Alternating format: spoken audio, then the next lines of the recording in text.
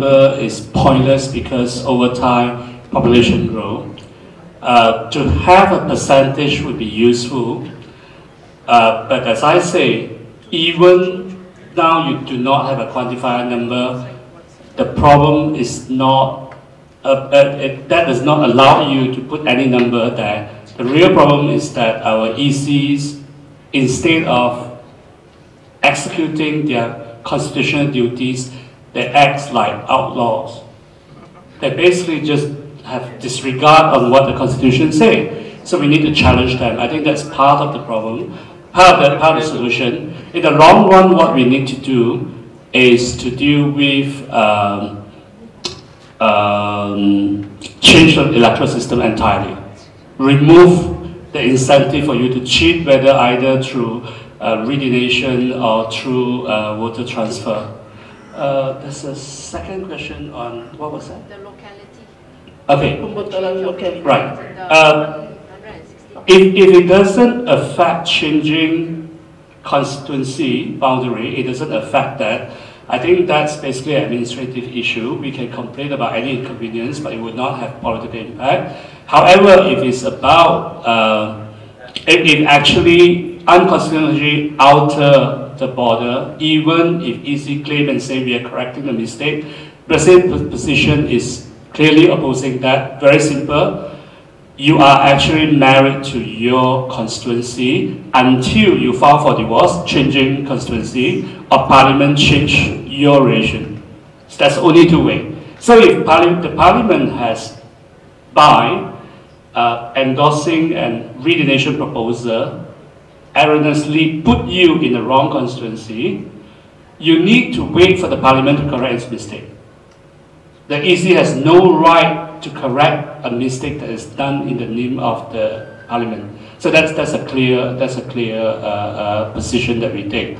And as Kian-Ming and Michelle say, they actually taking our case on KKB. That would have some implications if we have a positive outcome. On the same question as well, Madam, to the questions that you were in Kota Damansara and found yourself suddenly now in Taman Medan. That's a mystery how you could be there.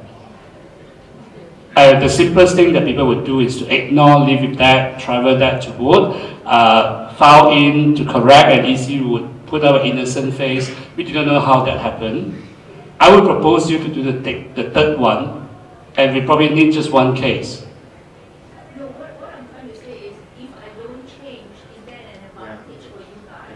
No, yes, that's a legal question. That's a political question to answer. But what I'm saying is that we might want to consider, if anyone has a similar case, we might want to consider a legal approach, hold SPR to account. Tell us who transferred it. Someone has got to have a signature somewhere. There needs to be a paper trail. They cannot get away every time pretending to be innocent.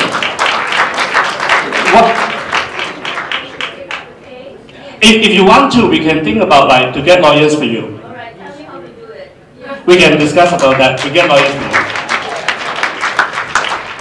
Just to follow up, I want to speak at the end, but since the issue is up here. Where do you vote in the last elections? So you were in Bukit Gasing or Taman Medan before that? No. I was staying in Section 14 before, and I voted in Section 15. So Section 14 is under Taman Medan. So you haven't changed your address? No, I have changed my IC. You have changed your IC, it doesn't change the electoral address. So for example, I have many people who stay in PJ Utara who votes in Ipoh, in Penang, because their IC address, they first registered in Ipoh, in Penang, in some kampung somewhere, and then they come and vote here, settle here, but they still go back to vote every 5 years. So that's the essence. I wanted to clarify that, because most of the time that's the reason why. And yours, you are lucky because it's not very far away. So you can do. But in terms of political impact, both are PKR seats, state seats. Okay, I would say that assuming this redelineation goes through, in the state seat, PKR will be more vulnerable in Taman Medan.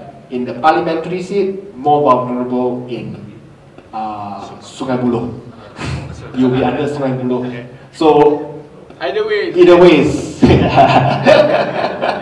See who you like better lah. Okay, the signing for tonight, we have the forms there. If tomorrow it will be a bit rushed, but if they do want to sign, be part of 100, assuming we are still short, then you can come to Persay office or to come to my office. My office is in Damansara Utama. Okay, you can get address from me if you want later. Okay, just two other points. Locality, as they have mentioned, in Selangor, the locality, the zone that is most affected by the locality correction, not redelineation, locality correction that was done in April this year is KKB. 5,500 voters were shifted. It's supposed to be administrative. What is administrative? This is the road. Okay, that side of the road belongs to the other constituency. This side of the road belongs to B constituency. But Election Commission made a mistake. Actually, the houses, all the houses along this road belongs to this constituency. They are empowered to make the administrative correction. They did that for Tan Sri Khalid Ibrahim's house in the last term. Why? Because his house is actually part of KL, the Section 16 boundary, but he voted under Selangor, PJS. So because of that, they made the administrative correction. So they are empowered to do that. But when they start shifting the lines significantly, then that becomes an abuse of the process. And that's what we are challenging. Michelle is leading the team to help challenge this process for KKB. Kota Damansara got changes, but I don't think it's 2,000 voters. I think it could be a few hundred voters that were affected. 1,009 that were affected. Yeah, so we weren't too sure about Kota Damansara because that's... Actually for the whole TUDM base. TUDM base. Okay. And then PJS and Bukit Jelutong. I'm not sure. Are you sure that Bukit Jelutong is under Shah Alam and not Kota Raja? Shah Alam. Bukit Jelutong, Shah Alam. Then stay in Shah Alam. And Persay 5, before Maria comments on it, I'll just like to say that I think sometimes we underestimate the impact of these large gatherings. We think we go there, we come back, nothing happens, nothing resulted. But I think it creates a wave in the rest of the country because the rest of the country gain awareness. Wow, so many people turn up in Persay, in KL. It becomes talk of the town. People start talking, why did people congregate there? What are the issues that were raised? Why is it that the newspapers always ban pictures of big crowds in city centre? For the simple reason, they don't want it to be the item that people talk about. People get what you call it, get pulled in by the fact that there are so many people wearing yellow in the city. Okay, why is it that they always reduce the numbers that turn up? It may be 100,000 people, they say 2,000. You know? Okay, maybe not so bad, but you know, you get the idea. The reason is very simple. It creates silent ripples to the rest of the country. In terms of actual results, yes, we have not brought Najib down yet. But in 2008, when we did the first Persay under the leadership of Hatta that time, 2008 happened. Nobody was expecting 2008 to happen. When we defeated the two-third majority of BM, we thought that was invincible. We wanted to break the two-third majority. But people asked me privately after Ceramah, you want to break two-third majority, can or not? I mean, difficult, you know. But it happened. You know, and one of the key reasons was the Persay gathering that changed the mindset of the people out there, especially people in the semi-rural or semi-urban communities. You know, and for 2013 elections, yes, we didn't win government, but we got 52% of the popular vote. That has to count for something. You know, that's the record we have ever achieved. We know the election system is skewed. You know, whether redelineation goes through or not, we know BN cheats, whether by money, by redelineation, or by other measures, you know, media and so on. You know? But if we keep the momentum going, there's only a limit to what they can cheat. If we, at the end of the day, 60 to 65% of Malaysians vote for opposition, we would have enough votes to overcome the cheating mechanisms by Barisan Nasional. And that's why we have to keep going, we have to make it bigger, and we have to ensure that people don't get fatigued. I think a lot of people are suffering from political fatigue, but that's exactly what Najib wants you to suffer from. Because if you are tired, you are fatigued, you give up, you don't care, don't want to listen or talk about 1MDB anymore, Tony Paul just wants to go on holiday and play golf, he will be very happy and he will sleep very blissfully at night. We cannot let him have that. We must keep pushing until it takes over. Excuse me, Maria, seeing what has been happening in the convoy, it's really frightening. I've been going to all the Bersih, but I question myself now whether I'll be going for the fifth one, because it's very violent, you know. Maria, maybe you can take that question and also the public assembly question. I think I echo what Tony has said. I believe that most Malaysians wants to see change immediately. Yes. But it doesn't happen that way. Yeah, I have been involved for more than 30 over years, and if you ask me in 1980s, would I even think that we would have a people's movement, I would have said no. Because every time the NGOs go on the street, it would be finger counting, you know. Yeah, we are very happy when we get 100. Seriously, and that is the reaction at that time, and people are afraid. People are afraid because, one, the May 13 is always thrown at us. Two is that if you don't obey, the laws will be thrown at you. The Internal Security Act will actually always be there to actually dangle so that you live in fear, and that's what the authorities want. But we must see that, you know, Bersih broke all that. Because would you have imagined that, you know, we would be together as Malaysians on the street protesting together? We wouldn't. Years ago, we wouldn't have been able to imagine this, but now it is actually happening from Bersih 2, 3, and 4. People are actually coming together, first time as Malaysians. We didn't see each other in terms of race. We broke that whole narrative that, you know, we have to be divided. We broke that. Secondly, we broke is that the fear of actually being on the street. A lot of people didn't want to go on the street. But because we have so many people, we actually gave each other that strength to actually be on the street. And we should actually clap, give ourselves a big clap for all the things that, you know, the politicians have come up with, the NGOs and all. We should really congratulate ourselves that we reached this level. This level where we collectively tell the government, no go. We don't accept, and enough is enough of actually cheating, of actually bluffing all your way through, of actually stealing money from the people. We actually say it very loudly. So I feel that, you know, yeah, Bersih 5, why don't we do it differently? We are doing it differently. Because Bersih 5 is not emphasizing so much as on the rally, but it's actually this 7 weeks. 7 weeks of really hard work of going from Friday, Saturday, and Sunday. Why we do it is because we also try to accommodate for people who are working Monday to Friday to actually come and join us and talk to the people that you have never talked to before.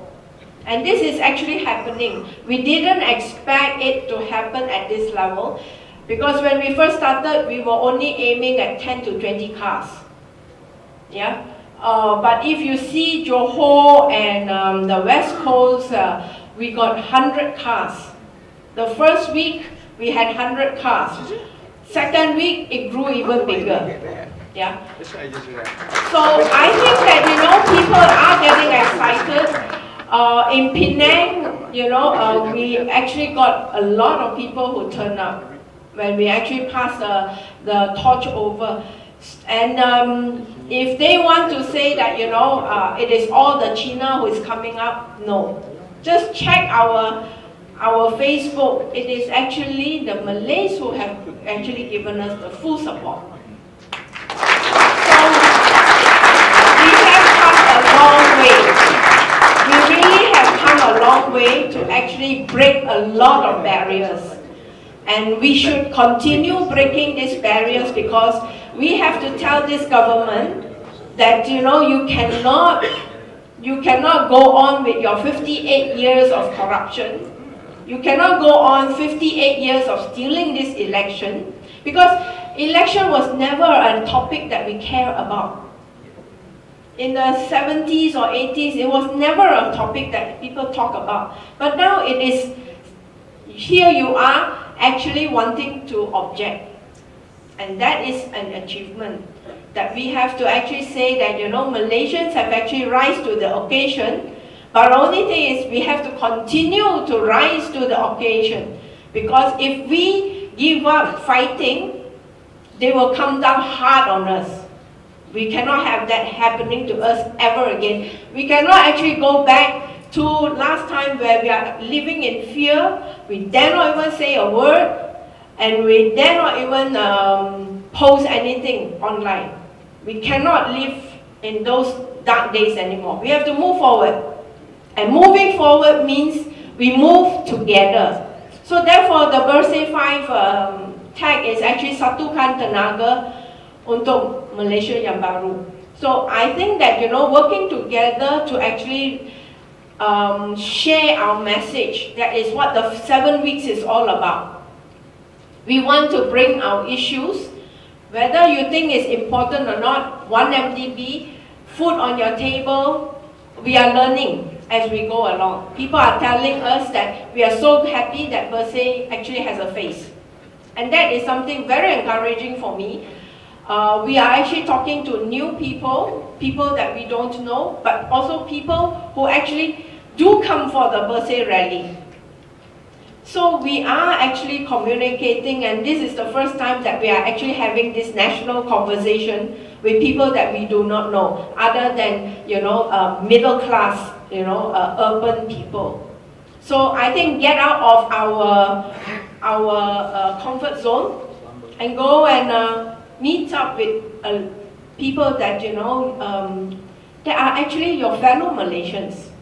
If we cannot talk with our fellow Malaysians, then we have a lot more to fight for in this country. So thank you. I'm sorry, we cannot take any more questions. It's already going to be 11. I'm sorry, no. No, because we got 2 more questions here to answer, and it's already going to be 11:30. I'm very sorry, no. Relevant to what Bersih 5 members have been saying. And I came there because I have class. I'm a law student from UM. Yeah, just one. Just one. Okay, I hope that I can ask this question, because I think I'm not representing the age group who are all here. I feel you. Yeah, just a short one. My name is Marcus Lee. I'm a law student. I'm the only opposition candidate in the campus election that won a zone. So I hope this question is not offending anyone, but we claim that Bersih 5 is accommodating a lot of age groups, accommodating working crowd and all sorts.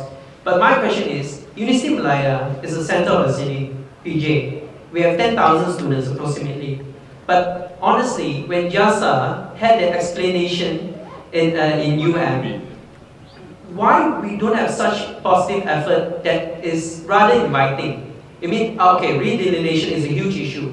But I don't see any, probably there is, but I don't notice a positive effort from perhaps Bersih to target this crowd of students in University Malaya, that you organize certain talks or whatsoever to explain to them issues on redelineation. When the government is funding all these organizations to go into university legitimately and brainwash the students. This is the problem I see. I understand that Mr. Tonipa YB has challenged Arul Kanda multiple times, but your challenge is still a challenge. The information doesn't come across. When Arul Kanda yesterday spent more than 2 hours brainwashing the students. So, this is my question. Is there any effort in accommodating these 10,000 students? in light of all the legislation. Thank you. I'll just do a quick one before Maria continues. Actually, I'll be very happy to walk into University Malaya anytime to speak to students there. It's whether I can or not and whether the invite gets thrown out. I think that has been what has happened in the past. You see, the problem with even Berse entering into any of the universities or even colleges, we can't. Either they cancel the events or they just do not allow the students to interact. But I think that there is also an assumption that the students in the universities are unaware, because I really think that that's not a fair assumption, because what you see is that who started that campaign on Tangkap and O1? It's the university students. No, after the recent one. Those age group. Yeah, those age group. I think that, you know, Adam Radley is one group, but the latest one is actually a new set of students from University Malaya, majority, and from also other universities who have actually come together. And that is something that we should actually celebrate and recognize that without that much of, you know, us, you know, pushing our agenda, they came out. They came out because they know that they cannot stand the government stealing the money. And yet, you know, you have a prime minister who we cannot even get him to step down. So I think that, you know, people are responding. And even if the JASA event, there were students who actually had posters who protested. Yes, congratulations. I thought that was very brave. So, are you saying that, you know, they don't have the awareness? They have the awareness. The very fact that they stand up and actually protested, that's very good. In fact, we have also been asked to train students to actually monitor student students' election, and we have done that outside of the campus. So I think that, you know, it's not so easy to change mindset, because that is actually something that happens for over many, many years. To actually think differently, to actually do differently, takes a lot of effort, takes a lot of understanding, takes a lot of changing of yourself internally. So I feel that, you know, I haven't given up on the young people, and I think that, you know, on their own, they are actually making ripples. Last two questions. Last words. Okay. Last word. I think there is a question I'd like to touch about on the assessment by international observers. Oh, I'm sure most of us are not happy because the report came, you know, giving a fair report on the election. All the cheating are done before election. The electoral roll, okay, the campaign, the money politics, the use of government machinery is not just limited to the 2 weeks of election. It is done earlier than that. And these observers, they come just on that election day, the day of the voting. On the day of the voting, I can assure you, EC will try to conform to the law to the fullest. Okay? They allow us, polling agent, counting agent, or baca to be there. That is something, you know, nobody can condemn. Okay? They have barong, you know, they have securities, and so on. So, if an observer, any of us, if we become observer and we enter the election center on that very day, there's nothing much to say. It's okay. But, you know, the use of media is totally forbidden, nothing for us. So these are not observed by the observers because they do not cover a period, okay, but cover a day, certain day. So don't really get worried, you know, about the report, okay. Similarly, when you talk about corruption index, it's not just one-off, but a period. So similarly, if they do a period of observation, then they will realize there's a lot of cheating. Thank you. Ladies and gentlemen, thank you for staying on until 11:30. You deserve a round of applause. Thank you very much. Please remember,